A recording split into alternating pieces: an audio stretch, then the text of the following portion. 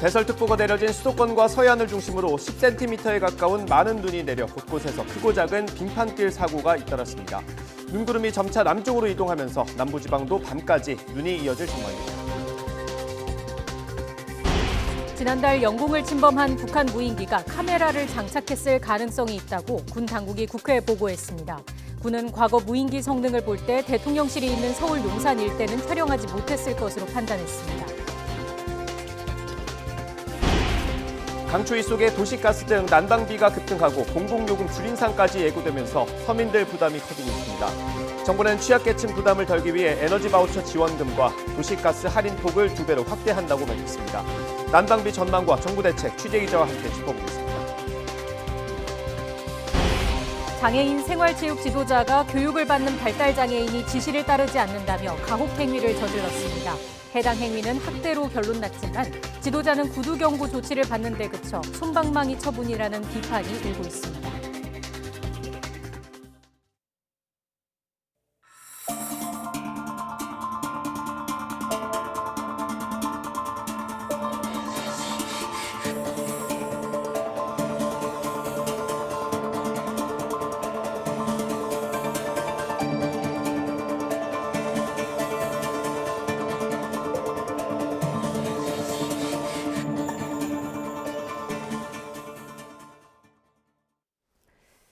뉴스앤 이슈 2부 시작합니다. 서울에 대설주의보가 내려진 가운데 중서부 내륙 지방에 많은 눈이 내리고 있습니다. 영하권 추위 속에 내린 눈이 그대로 얼어붙어 빙판길을 이루거나 도로 살얼음이 생길 가능성이 커 주의가 필요합니다. 취재기자 연결해서 자세한 눈 상황과 전망 알아보겠습니다. 정혜윤 기자.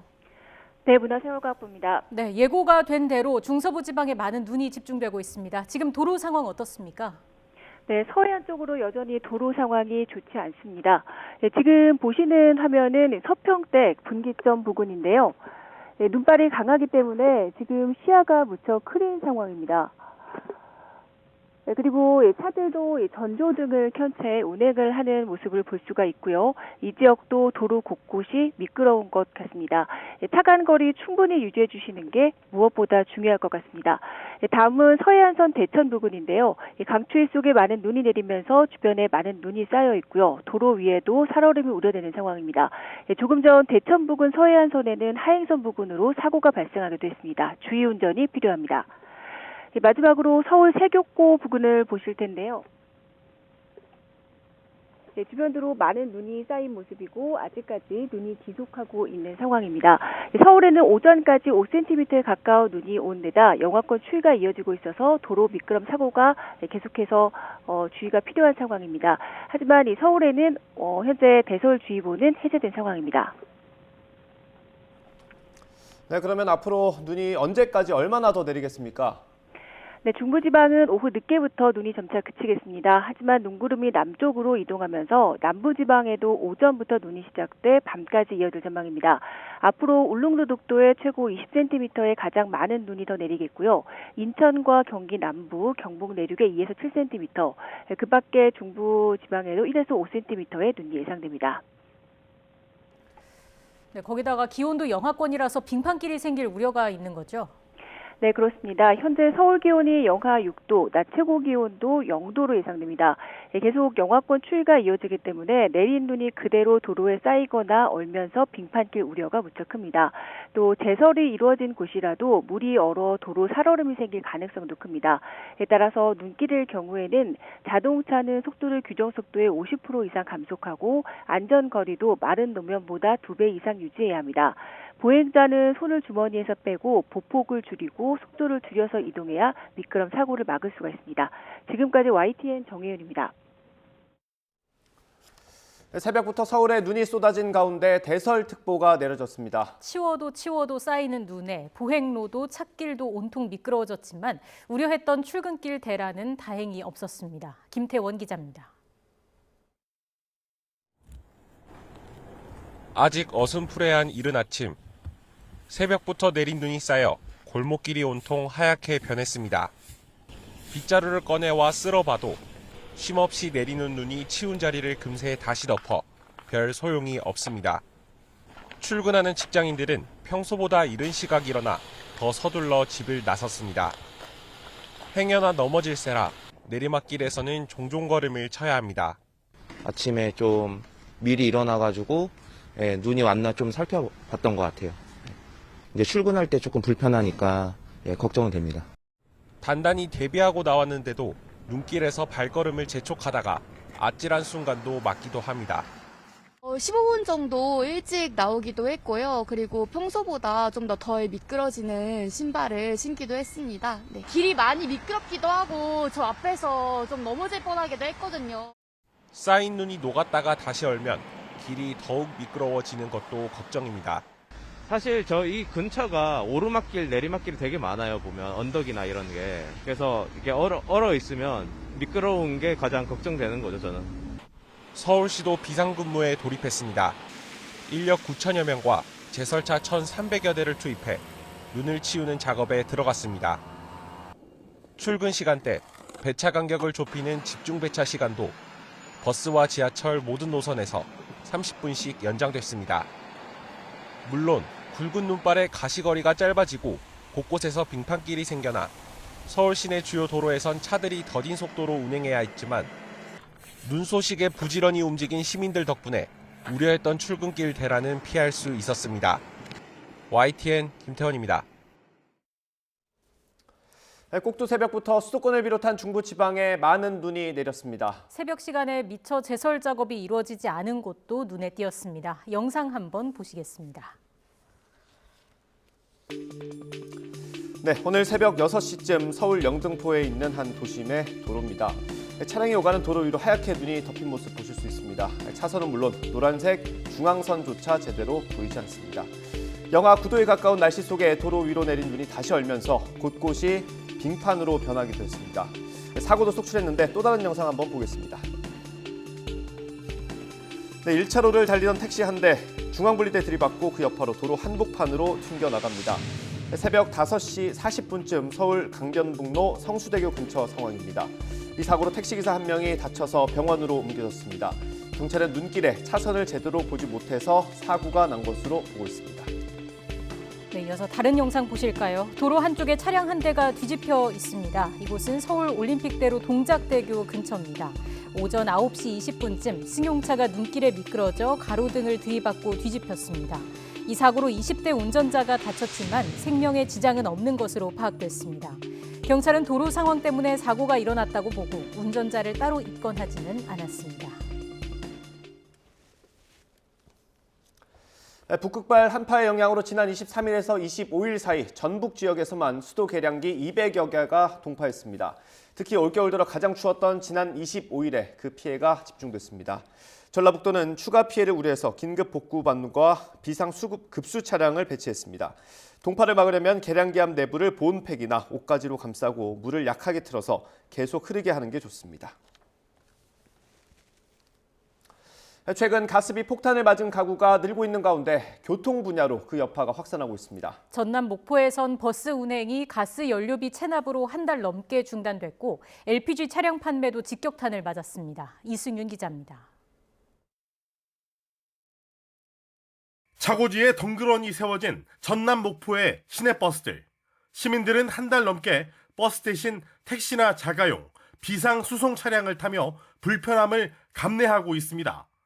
가스 요금이 폭등하자 버스 업체들이 연료비를 연체한 게 원인입니다. 태원역의 유진 운수의 가스 연료비 미납으로 시내버스가 2022년 12월 12일부터 운행하지 못하는 상황에서 한파가 겹쳤고 고유가 시대에 틈새 상품으로 입지를 구축했던 LPG 차도 가스비 인상 때문에 고전하고 있습니다. 국내에 등록된 LPG 차는 지난 2008년 전체 자동차 등록 대수의 13.8%를 차지했지만 지난해 말엔 절반 수준인 7.5%로 급감했습니다. 153만 대까지 늘어난 전기 하이브리드, 수소 등 친환경차가 올해 LPG차 대수를 역전할 가능성이 큽니다.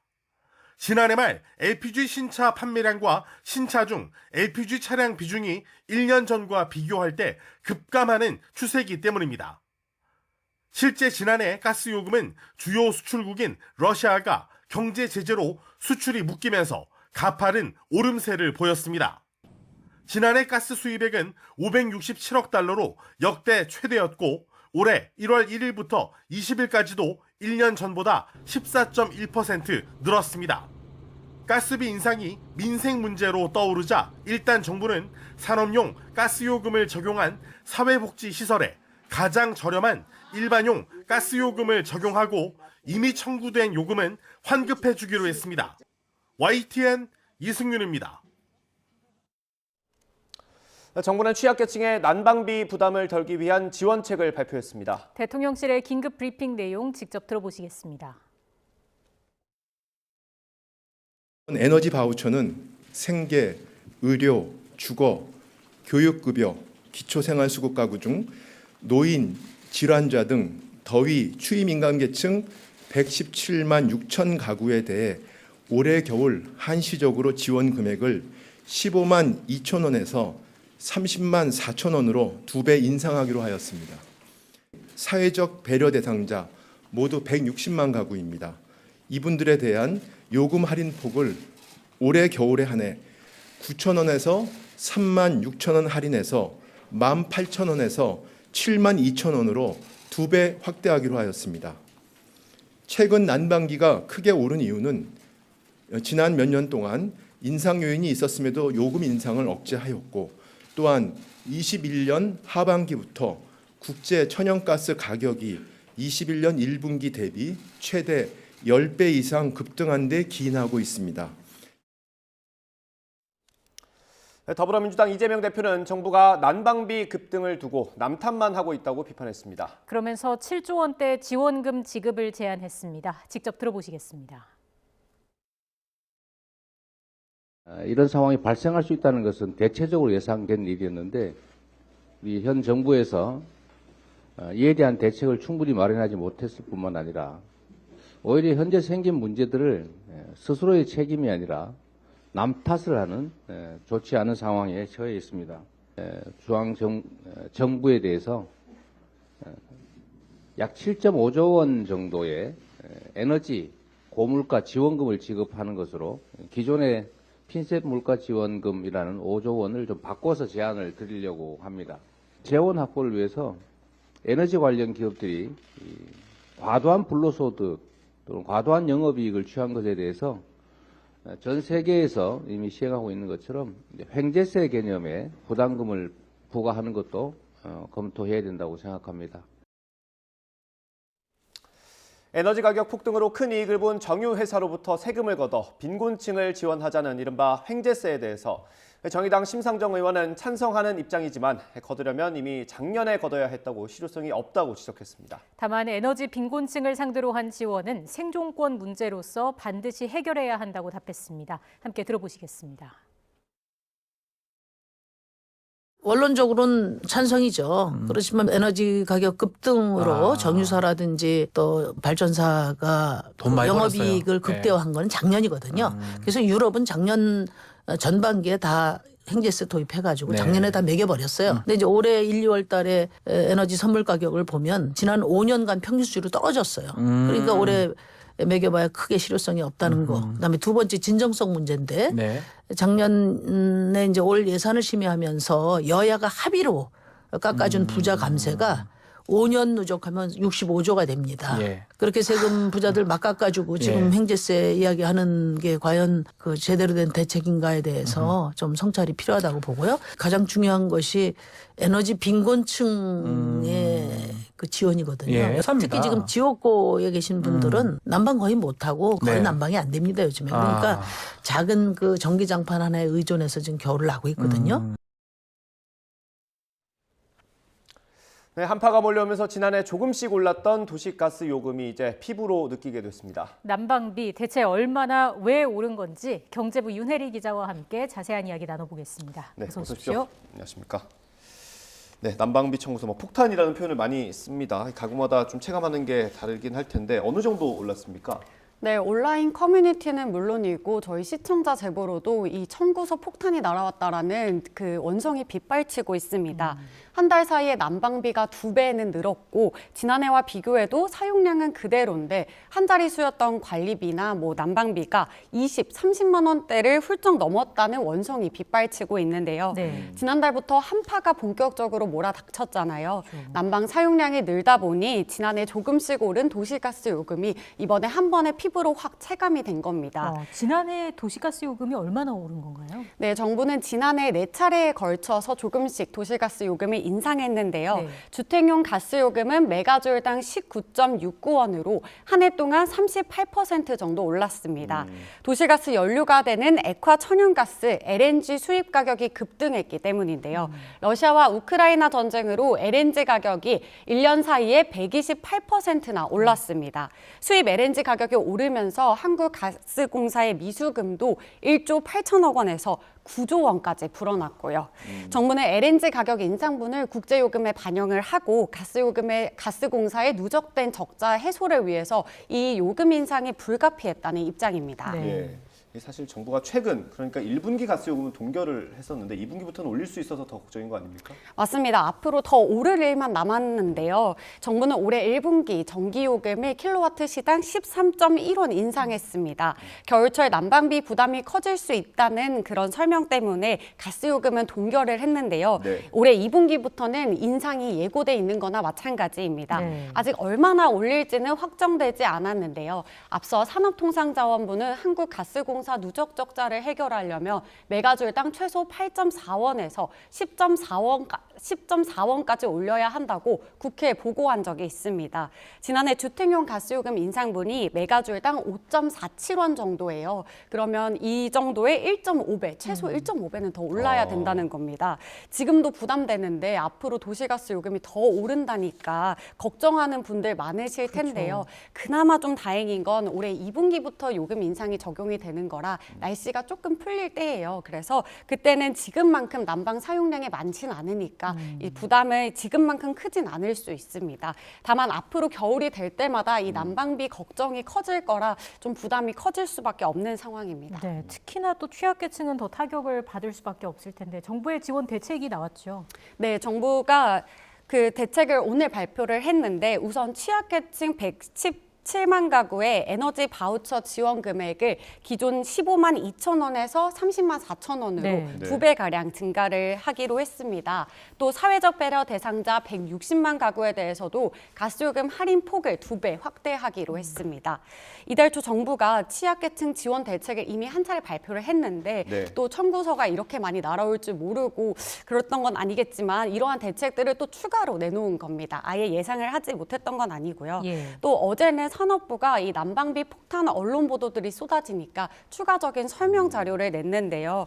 이 주된 내용은 가스요금 인상이 러시아와 우크라이나 전쟁으로 촉발된 전 세계적인 현상이다. 그리고 우리나라뿐 아니라 미국이나 영국, 독일 등도 가스요금이 최대 4배까지 급등한 상황이라고 설명을 했습니다.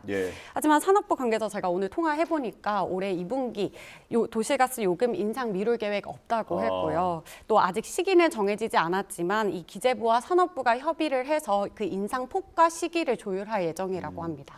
정부 대책에 따라서 이제 지원받는 분들도 있고 이제 그렇지 못한 분들도 있지 않겠습니까? 그러면 우리가 집에서 그래도 난방을 좀 효율적으로 하려면 어떤 방법들이 있습니까? 네, 온라인 커뮤니티에 벌써 난방비 줄이는 꿀팁이 활발하게 공유가 되고 있습니다. 가장 기본적이지만 창문에 에어캡이나 단열재 붙여서 문틈 사이로 들어오는 바람만 차단해도 실내 온도 2, 3도는 높일 수 있다고 합니다. 또 커튼을 쳐서 따뜻한 공기를 가둬두거나 아니면 가습기를 활용하는 방법도 있는데요. 이 부분은 전문가 설명 직접 들어보겠습니다. 네. 그 우리가 보일러를 틀면서 가습기도 함께 틀게 되면요. 이 공기의 그 순환이 좀 원활하게 돼서 온도를 조금만 올려도 더 따뜻하게 느껴집니다. 따라서 가습기를 함께 트는 것을 권유드리고요. 또 각 가정에 이제 커튼이 보통 대부분 있는데 이 커튼을 치게 되면 외부 이 차가운 공기 유입이 좀 막아지기 때문에 좀 더 따뜻하게 느낄 수가 있습니다. 또 이렇게 가습기 활용하는 것 외에도 보일러를 틀어도 쉽게 따뜻해지지 않는다면 이 배관 속에 있는 이물질이 문제일 수도 있습니다. 배관에 이물질이 끼어서 열순환이 제대로 되지 않는 건데요. 전문가들은 5년에 한 번씩은 이 배관 청소를 꼭 해주는 게 좋다고 권고를 하고 있습니다. 또 집에서 양말이나 내복 껴입어서 체감 온도 높이는 방법도 있는데요. 당분간 한파가 이어질 예정이라서 저도 집에서 이런 방법들 활용해서 좀 난방비 한 푼이라도 아껴보도록 하겠습니다. 네, 조금이라도 도움이 됐으면 좋겠습니다. 지금까지 윤혜리 기자와 함께했습니다. 고맙습니다.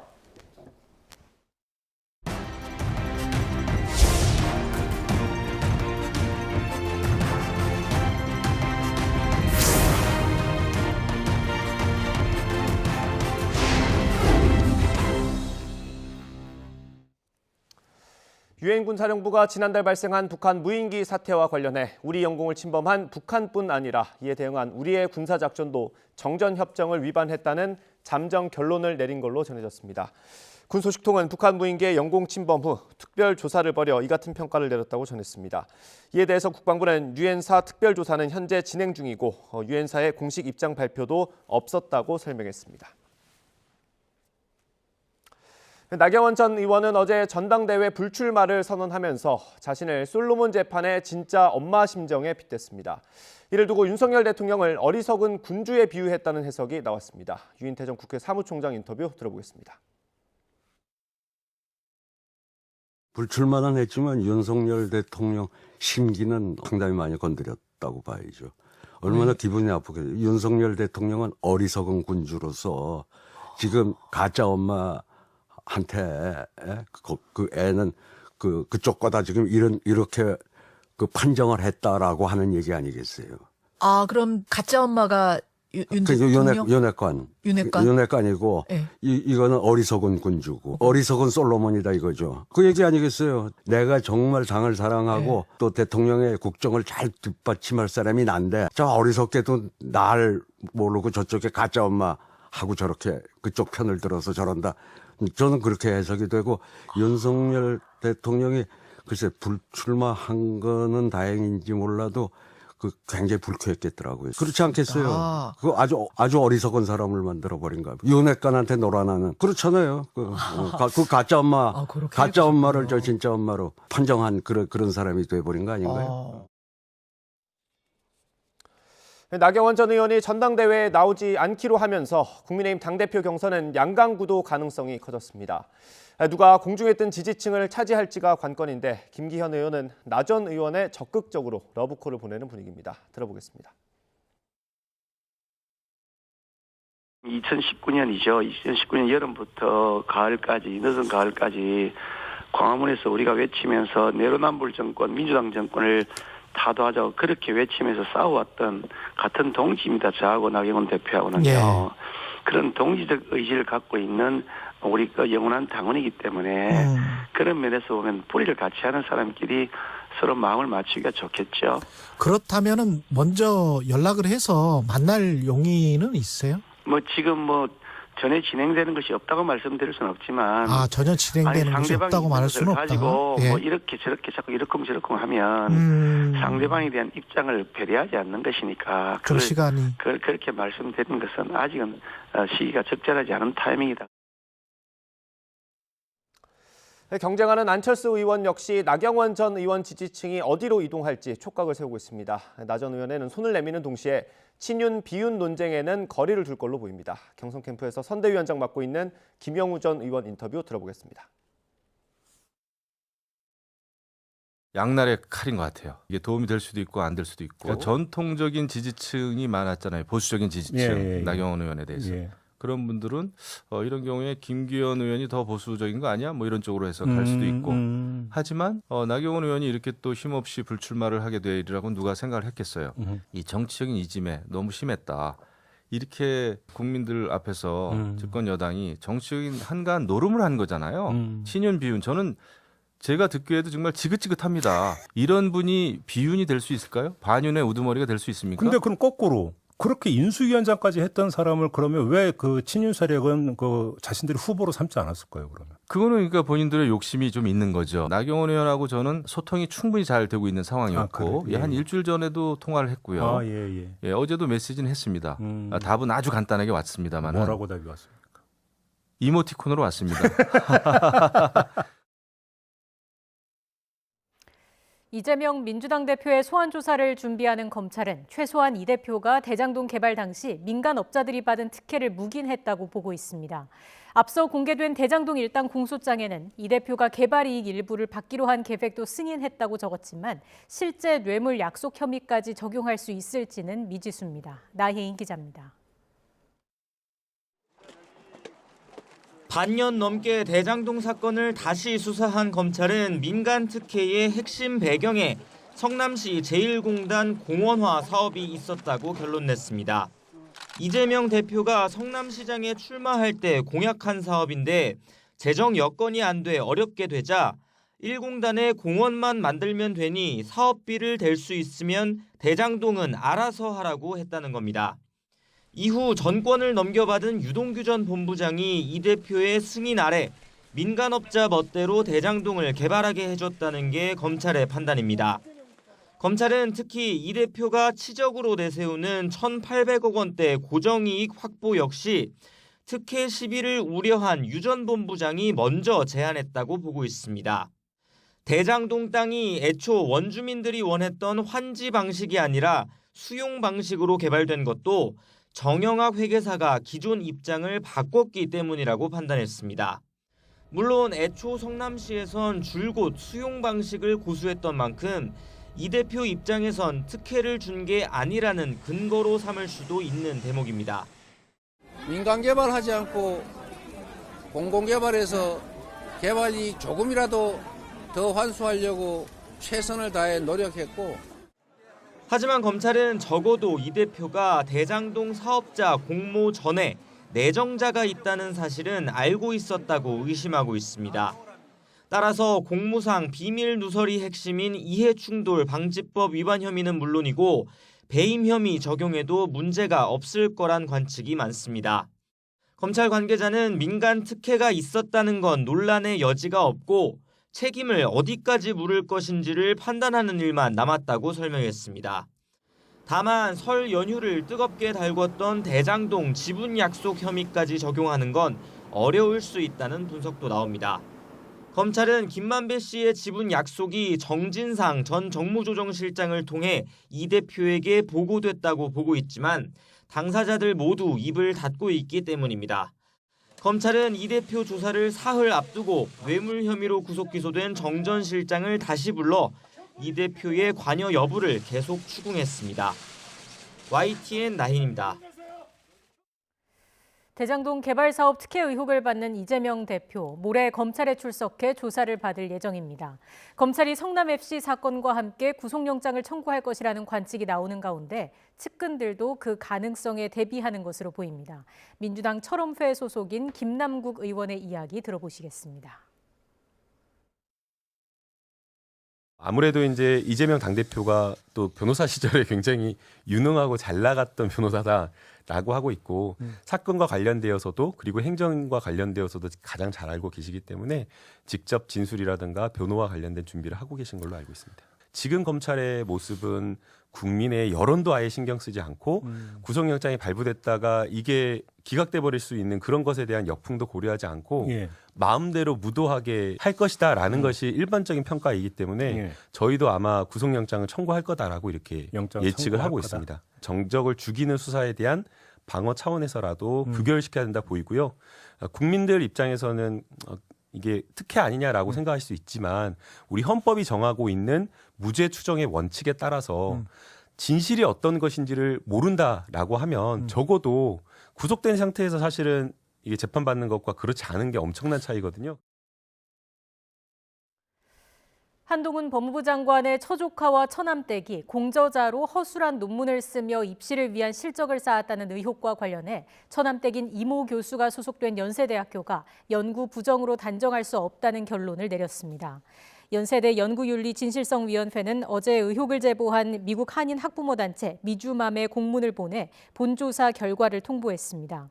위원회는 한 장관의 처조카인 최모 씨가 지난 2019년 한 학술지에 제1저자로 논문을 투고할 때 주도적으로 연구를 설계하고 실험한 점이 확인돼 부당한 저자 표시가 아니라고 판단했습니다.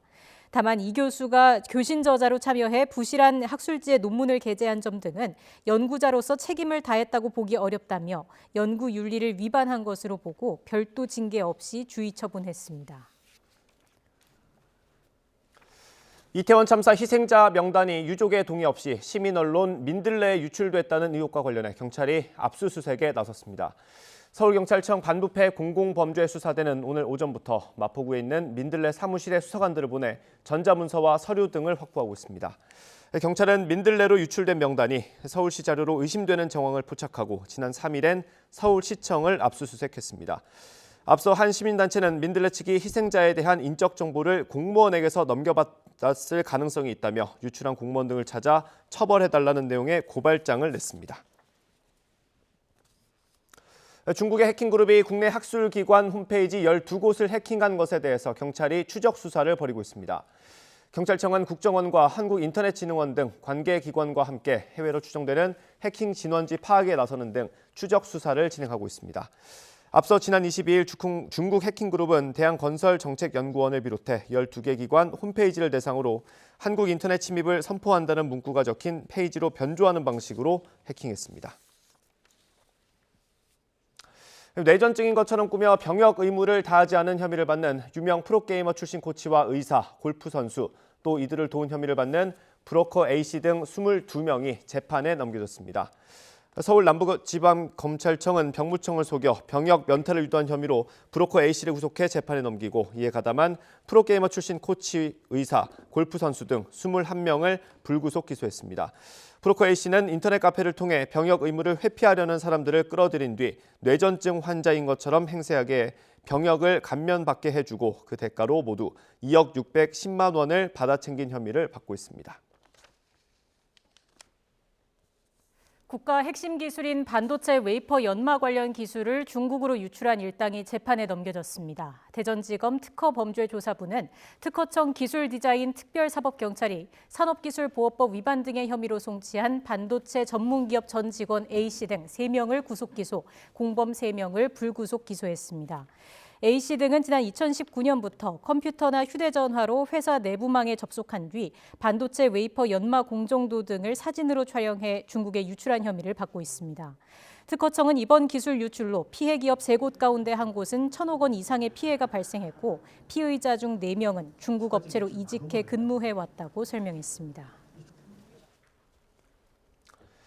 결혼한 지 석 달밖에 안 된 지역 농협의 직원이 직장 내 괴롭힘을 호소하며 극단적인 선택을 했습니다. 농협은 사내 조사를 벌여 문제가 없다고 결론 내렸는데 유족 측은 불공정한 조사라고 맞서면서 파장이 커지고 있습니다. 김민성 기자의 보도입니다. 전북의 한 지역 농협 창고입니다. 뒷유리가 깨진 검은색 승용차 한 대가 서 있습니다. 상사들에게 장기간 괴롭힘을 당했다고 주장해온 30대 농협 직원의 시신이 지난 12일 2차 안에서 나왔습니다. 결혼한 지 석 달 된 새신랑이었습니다. 피해자는 근무지 바로 옆에서 숨진 채 발견됐습니다. 자기 업무와 관련된 정기 감사를 앞두고 있는 상황이었습니다. 의혹은 앞서 지난해 9월 피해자가 극단 선택을 암시하는 문자를 남기고 잠적하면서 수면 위로 드러났습니다. 주차 문제나 점심 메뉴, 결혼 시점 등 사소한 문제로 매일같이 인격 모독성 폭언을 일삼는다는 거였습니다. 농협은 직장 내 괴롭힘 사건 매뉴얼에 따라 피해자 부서를 다른 곳으로 옮겼지만 서로 마주치는 상황은 사실상 해소되지 않았습니다. 이런 불편한 일상은 유급 휴가 기간을 제외하고는 계속됐습니다. 이름 3글자만 봐도 치가 떨리고 사지가 떨리고 한다는데 그 사람들의 얼굴을 맨날 마주 보고 조롱당하고. 농협이 선임한 외부 노무사는 피해자 주장이 가해자 측 해명과 엇갈려 충분히 입증되지 않았다며 직장 내 괴롭힘이 아니라고 판단했습니다. 이를 근거로 사내 조사가 무혐의로 끝났는데 알고 보니 가해자로 지목된 직원과 노무사는 이미 수년 전부터 알고 지내온 사이로 드러났습니다. 솔직히 말씀드리면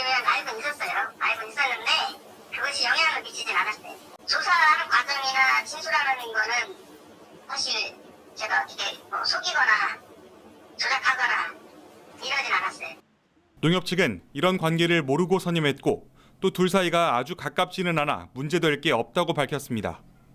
그러면서 가해자로 지목된 이들이 의혹을 부인하는 만큼 현 상황에서 인사조처나 추가 조사를 하는 건 오히려 불합리한 거라고 덧붙였습니다.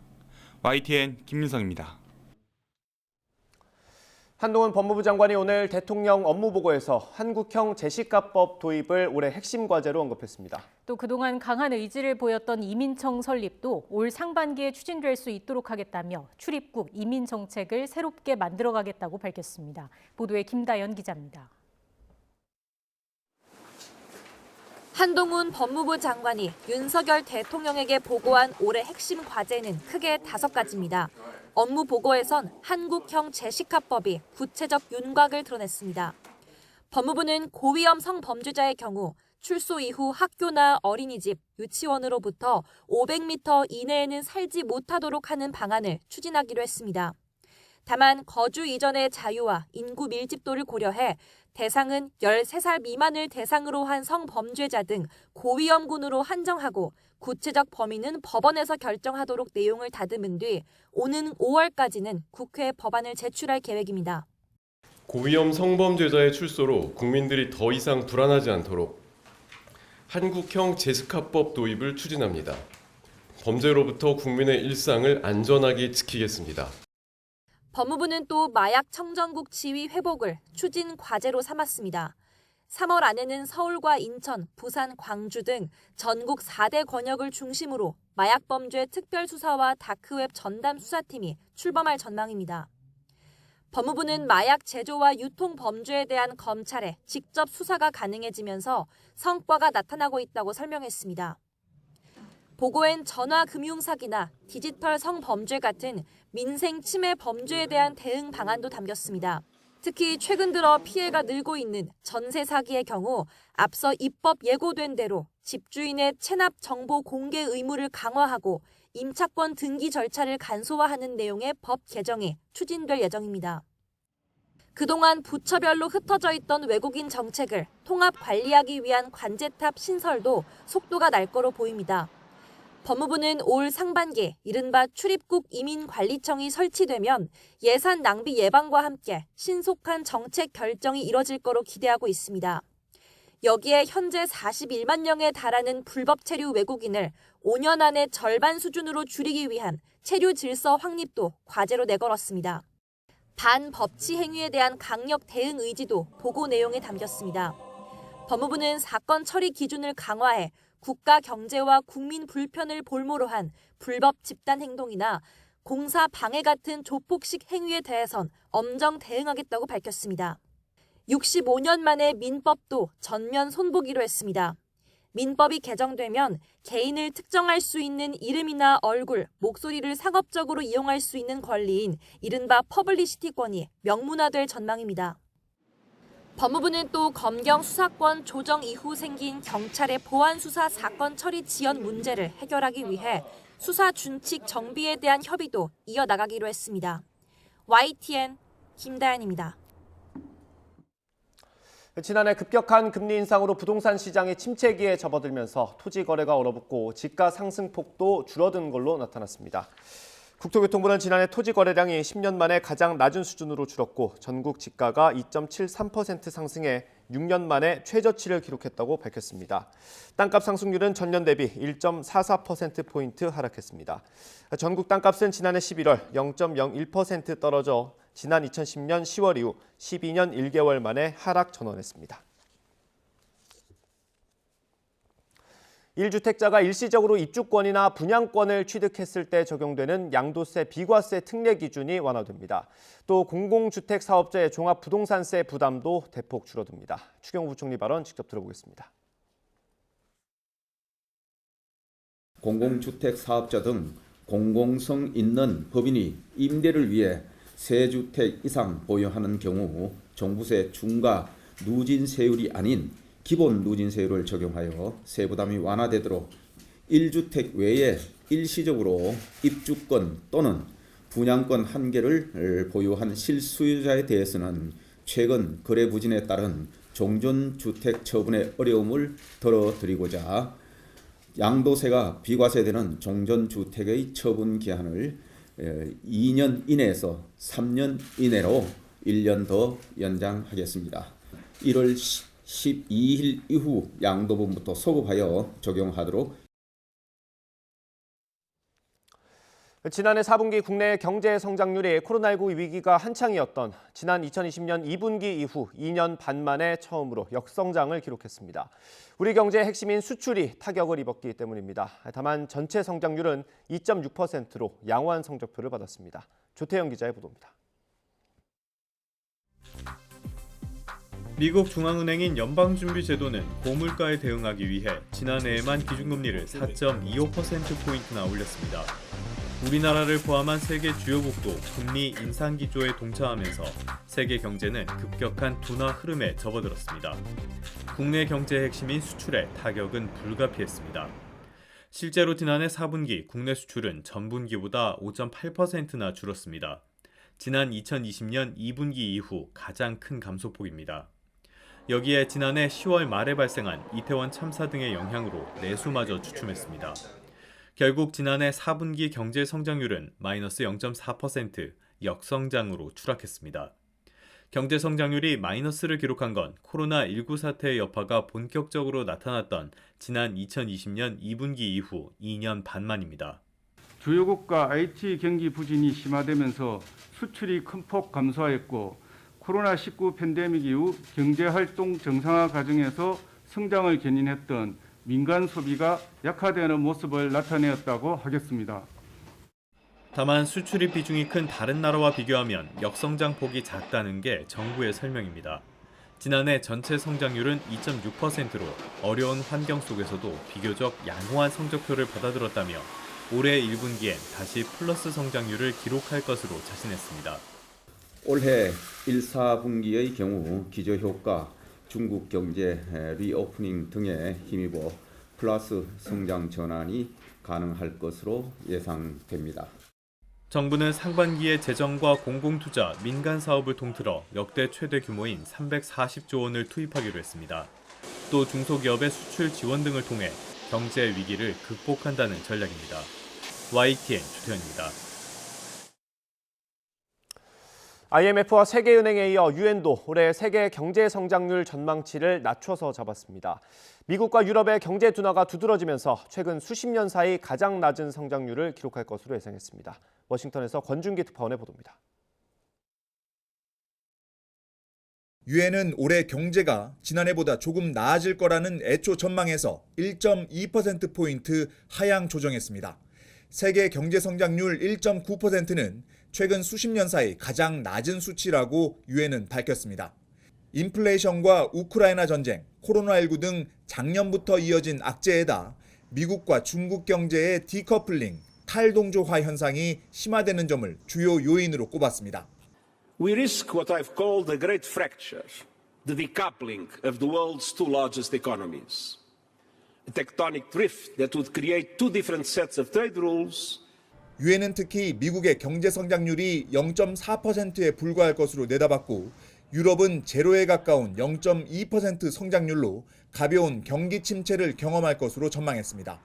미국과 유럽의 수출 약화는 세계 성장 동력 둔화라는 연쇄 반응을 낳을 것으로 예상했습니다. Wir gehen jetzt davon aus, dass die Rezession kürzer und milder ist, wenn sie denn stattfindet überhaupt, als wir noch bei der Herbstprognose voraussehen konnten. 유엔이 전망한 우리나라 성장률은 2%로 세계 경제 성장률보다 0.1%포인트 높을 것으로 내다봤습니다. 중국은 제로 코로나 정책을 완화하면서 4.8% 성장할 것으로 전망했지만 코로나 재유행 가능성을 고려할 때 경제활동 재개 과정이 험난할 것으로 관측했습니다. 일본은 1.5% 성장률을 예상했습니다. 유엔은 다만 내년엔 성장률이 2.7%로 회복할 것으로 전망해 세계 경제가 반등을 시작할 거라는 IMF와 같은 견해를 내놨습니다. 워싱턴에서 YTN 권윤규입니다. 트위터가 증자를 통해 고금리의 부채로 인한 자금난을 해소하려고 한다는 언론 보도에 대해 일론 머스크가 이걸 부인했습니다. 월스트리트 저널은 25일 소식통을 인용해서 머스크의 대리인들이 지난달 30억 달러, 약 3조 7천억 원 규모로 트위터의 증자 문제를 논의했다고 보도했습니다. 머스크 측은 논의 과정에서 증자를 통해 마련한 자금을 부채 상환에 사용할 계획이라고 밝힌 걸로 전해졌습니다. 이에 대해서 머스크는 트위터에서 월스트리트 저널 기사가 정확하냐는 질문에 대해 아니라고 답했습니다. 세계 최대 기업인 마이크로소프트의 클라우드 서비스가 7시간 동안 장애를 일으켰습니다. 전 세계 사용자가 불편을 겪었는데 얼마나 많은 사람들이 피해를 봤는지 또 무슨 문제가 있었는지는 아직 밝혀지지 않았습니다. 류재복 기자의 보도입니다. 마이크로소프트의 협업 툴인 팀즈가 접속 오류를 일으켰습니다. 팀즈는 기업과 학교 등의 일상 업무에 필수적인 시스템입니다. 전 세계에서 2억 8천만 명이 사용하고 있습니다. 응용 프로그램인 아웃룩과 웹메일 등도 먹통이 됐습니다. 마이크로소프트의 클라우드 플랫폼인 애저가 장애를 일으켰기 때문입니다. 장애는 7시간 반 만에 복구됐지만 사용자들은 접속 오류 등 불편을 겪었습니다. 인도에서 3,900건, 일본 900건을 포함해 미국과 유럽, 아시아 등 거의 모든 나라에서 장애 신고가 접수됐습니다. 하지만 중국 현지 서비스와 중국 정부를 위한 플랫폼은 피해가 없었습니다.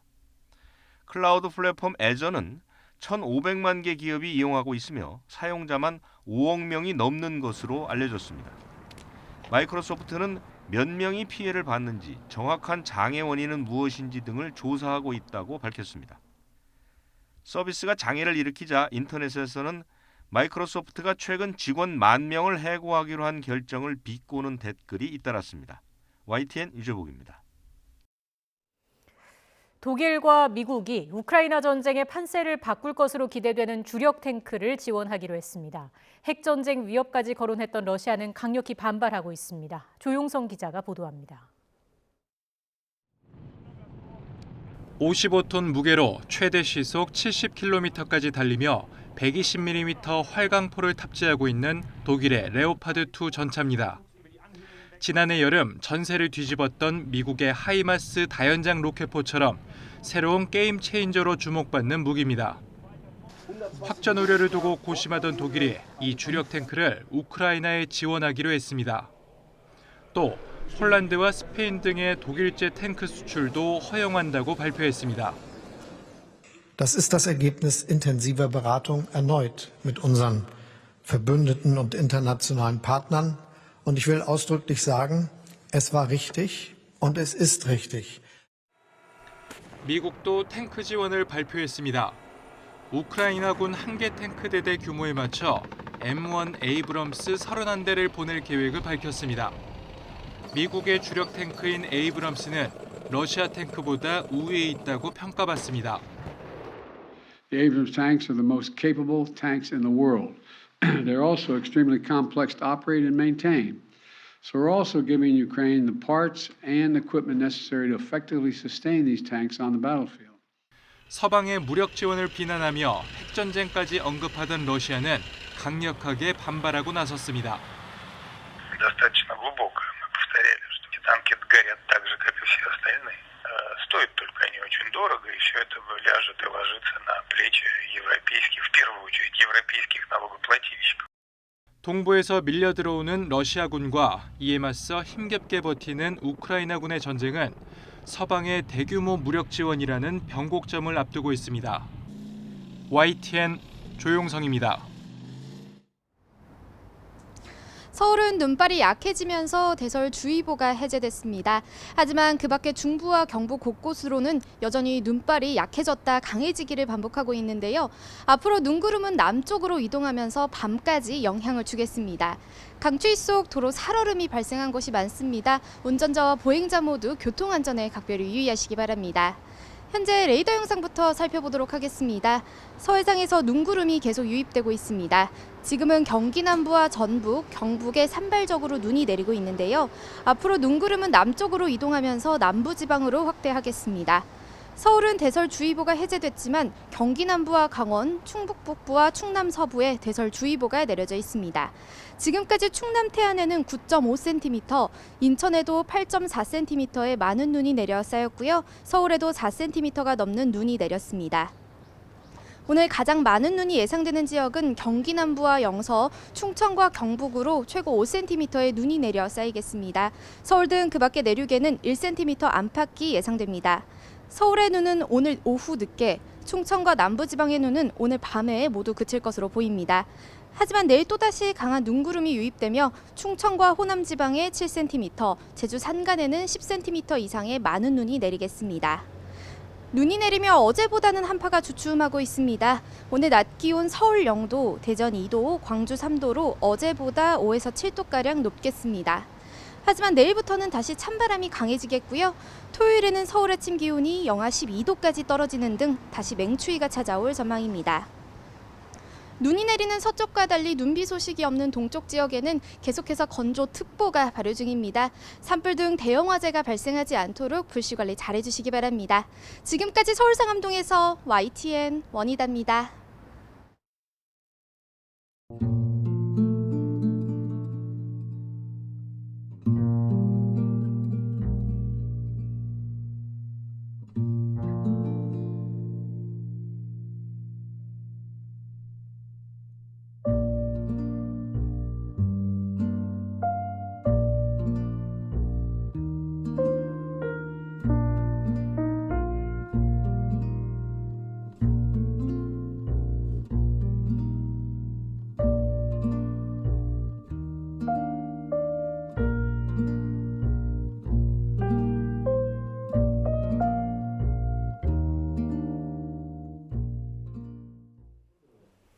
이상으로 뉴스 앤 이슈 마치겠습니다. 잠시 뒤에 더 뉴스가 방송됩니다. 시청해주신 여러분 고맙습니다.